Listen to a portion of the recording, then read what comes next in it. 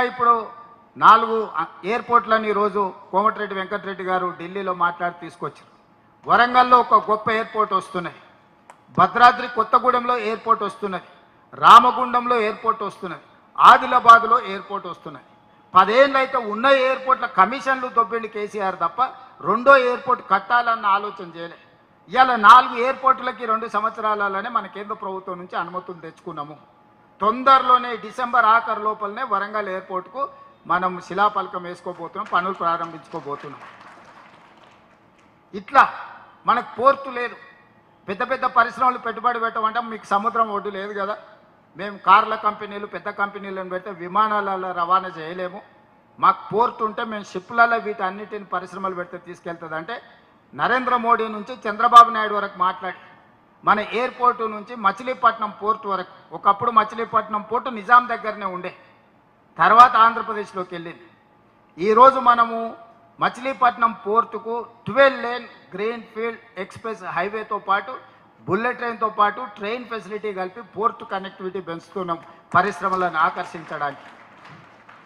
So ఇవన్నీ కార్యక్రమాలు, ఈ రోడ్లు కానీ మెట్రో కానీ, అదేవిధంగా మనము హై స్పీడ్ రైళ్ల గురించి వినడం, బుల్లెట్ ట్రైన్ల గురించి వినడం. జపాన్లో జనాలు బుల్లెట్ ట్రైన్లలో తిరుగుతారని మనం విన్నాం. మన దేశంలో నరేంద్ర మోడీ గారు గుజరాత్లో పెట్టుకురు, ఆ తర్వాత పూణే ముంబై ఏదో వేసుకుంటారని దూరంగా విన్నాం. మీ రాష్ట్రాలు చేసుకున్నప్పుడు మాకెందుకు ఇయ్యారని కేంద్రంతో కొట్లాడి ఇవాళ హైదరాబాద్ నుంచి బెంగళూరుకు ఎక్స్ప్రెస్ హైవేతో పాటు బుల్లెట్ ట్రైన్ కూడా మనం మంజూరు చేయించుకున్నాం.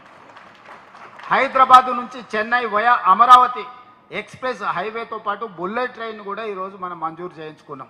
ప్రాథమికంగా ఒప్పుకున్నారు. వాటిని పేపర్ మీద కావాలని రేపు నరేంద్ర మోడీ గారిని కలిసి నువ్వు ఇస్తావా సస్తావా అని ఇలా మనం అడగనికి పోతున్నాం. ఎందుకంటే నువ్వు గుజరాత్కు తీసుకెళ్తున్నావు, నువ్వు గుజరాత్ ముఖ్యమంత్రి కాదు, ఈ దేశానికి ప్రధానమంత్రి. గుజరాత్కి ఏమేమి ఇచ్చినావో తెలంగాణ కూడా అవన్నీ ఇవ్వాల్సిందే. ఇవ్వకపోతే ఖచ్చితంగా ఈ రాష్ట్రంలో బీజేపీని మొత్తం నేలమాటం చేస్తావు. ఈ రాష్ట్రంలో బీజేపీ ఉండనే ఉండదు. ఒక ప్రణాళిక తీసుకొని రేపు ప్రధానమంత్రి గారిని కలిసి విజ్ఞాపన పత్రం ఇస్తున్నాం. మనం అడగడం మన బాధ్యత, ఇవ్వకపోతే కొట్లాడడం మన హక్కు. అడగకుండానే ఇవ్వలేదని మాట్లాడితే తప్పు మన వైపు ఉంటుంది. ఒక్కటికి 10 సార్లు అడుగుతాం. ఇక్కడ వ్యక్తిగతమైన పైరవి లేదు. ఇక్కడ రాష్ట్ర ప్రజల ప్రయోజనాల కోసం ఒక్కటికి 10 సార్లు అడుగుతాం. కేంద్ర మంత్రులను, ప్రధానమంత్రి ఒక్కటికి 100 సార్లు ఢిల్లీకి పోయి అడుగుతాం. ఇచ్చిండ్రా సరే సంతోషం. ఇవ్వకపోతే తెలంగాణ ప్రజలు ఏ విధంగా వ్యవహరిస్తారో బీజేపీ రుచి చూస్తుంది. ఇలాంటివన్నీ కార్యక్రమాలు తీసుకొని మనం ముందుకు వెళ్తున్నాం. మరి ఇన్ని కార్యక్రమాలు చేస్తే మంత్రులు లేకపోతే ప్రభుత్వం ఆ కార్యక్రమాలలో ఉంటే ఇది ప్రజలకు చెప్పాల్సిన బాధ్యత. చేయడమే కాదు, చేసింది చెప్పుకోవడం కూడా చాలా అవసరం రాజకీయాలలో. మరి ఎవరు చెప్పాలి?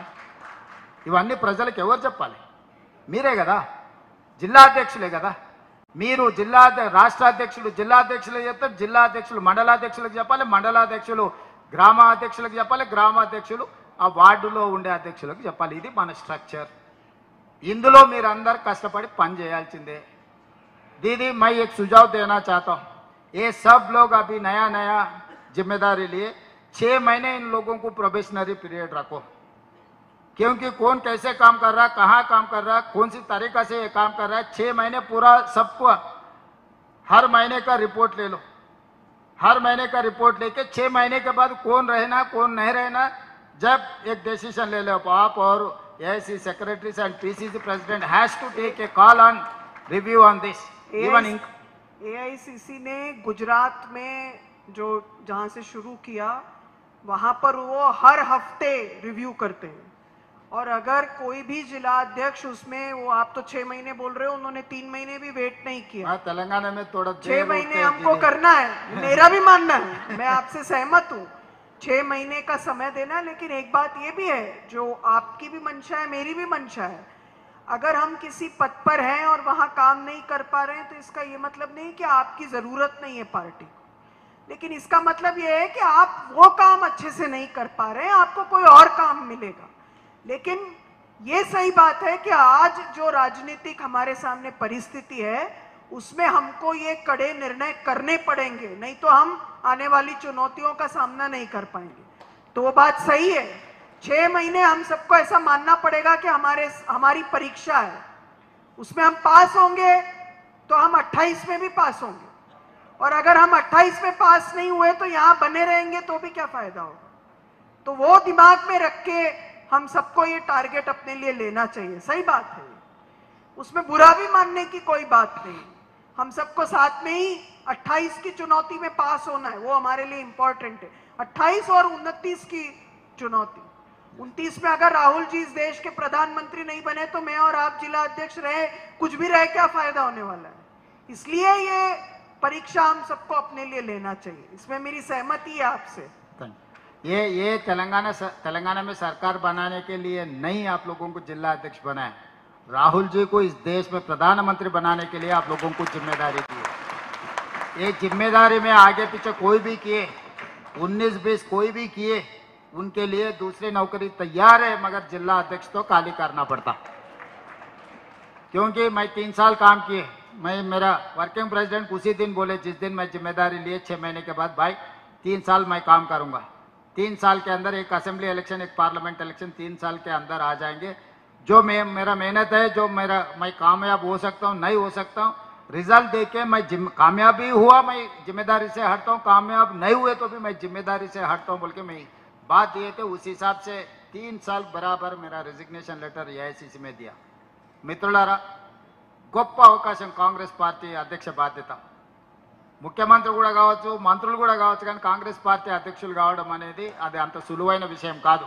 మీకు ఇంటి దగ్గర కూర్చున్న మీకు మీనాక్షి గారు తెచ్చిచ్చినందుకు మీకు ఏమన్నా దాని విలువ తక్కువగా అనిపిస్తుందేమో, కానీ మాకు తెలుసు దాని విలువ ఏందో। జిల్లా పార్టీ అధ్యక్షుడు అనేది పార్టీకి పెద్ద దిక్కు, కుటుంబ పెద్ద, అందరినీ సమన్వయం చేసుకున్న బాధ్యత। వయసు కాదు ఇది, సమయస్ఫూర్తి కావాలి। చాలామంది యంగర్ జనరేషన్కి డిస్ట్రిక్ట్ పార్టీ ప్రెసిడెంట్స్ వచ్చినాయి, యంగర్ జనరేషన్ కాబట్టి ఎవరి దగ్గరకు పోయినా మీరేం నామోషిగా ఫీల్ కాకండి। ఇవాళ ఓటు అడుక్కోనికే సర్పంచ్ కింద మీరు నిలబడతారంటే గుడిసెకు పోయి కడుపులో తలకాయ పెట్టి కాళ్ళకి దండం పెడుతున్నాం ఒక్కొక్క ఓటు కోసం। ఓ నాయకుడు 30 ఏళ్ళ నుంచి 40 ఏళ్ళ నుంచి పార్టీకి ఇస్తే కొంచెం మనసు నొచ్చుకుంటే ఇంటికి పోయి కూర్చోండి, మాట్లాడండి, చెప్పుండ్రి, ఒక అవకాశం వచ్చింది మీరు సహకరించమని మాట్లాడుండ్రి। నాకు అధ్యక్షుడు ఇచ్చినప్పుడు ఎంతమంది సీనియర్ నాయకులు ఇళ్ళలోకి వచ్చినా మీరు చూడలేదా? ఇది నా కోసం నీ కోసం కాదు, పార్టీ కోసం। పార్టీ అనేది అందరి ఆస్తి, 4 కోట్ల మంది, 1 కోటి పైగా ఓట్లేసిండు మనకు, 1 కోటి మంది కార్యకర్తలు నుండి 1 కోటి మంది